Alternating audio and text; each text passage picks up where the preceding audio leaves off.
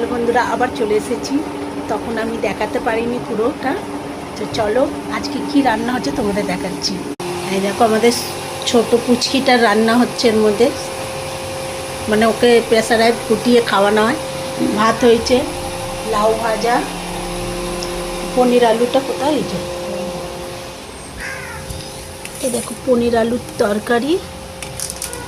যেহেতু নিরামিষ বলে তো পনির আলুর তরকারি আর লাউ ভাজা।